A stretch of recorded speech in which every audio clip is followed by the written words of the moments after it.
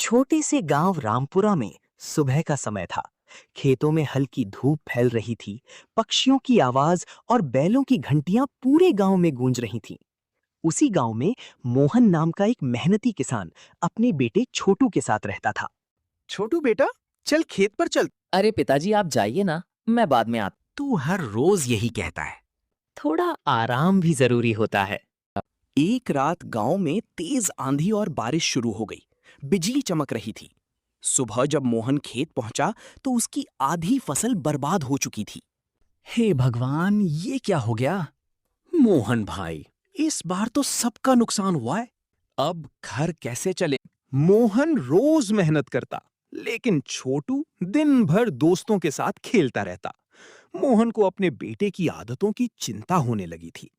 बेटा, मेहनत करने से ही जिंदगी बनती है। पिताजी, इतनी मेहनत करके भी क्या मिलता है? सम्मान और सुकून की रोटी। मुझे तो अभी मजे करने हैं। मोहन उदास होकर घर लौटा। पहली बार छोटू ने अपने पिता को इतना परेशान देखा। बेटा, अब हमें साथ मिलकर काम करना होगा। इतनी परेशानी हो गई क्या पिताजी? हाँ बेटा, अकेले अब सब संभालना मुश्किल है।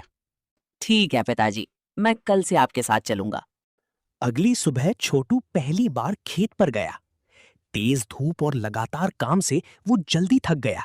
पिताजी, ये काम इतना मुश्किल होता है? हाँ बेटा, लेकिन मेहनत से ही फसल उगती है। आप रोज ये सब करते हो? परिवार के लिए सब करना पड़ता है। दिन बीतते गए। छोटू अब रोज खेत में काम करने लगा था।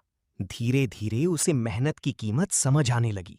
पिताजी, अब समझ आया मेहनत करना क्यों जरूरी है। जब जिम्मेदारी समझ आ जाए, इंसान खुद बदल जाता है। अब मैं कभी काम से नहीं भागूंगा। कुछ महीनों बाद खेतों में अच्छी फसल लहलहा रही थी। मोहन और छोटू दोनों बहुत खुश थे। गांव वाले भी छोटू की तारीफ करने लगे। मोहन भाई, आपका बेटा तो बहुत समझदार हो गया। हाँ, अब ये मेरा असली सहारा है।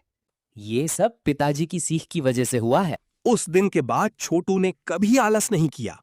उसने सीख लिया कि मेहनत और जिम्मेदारी ही इंसान को सफल बनाती है।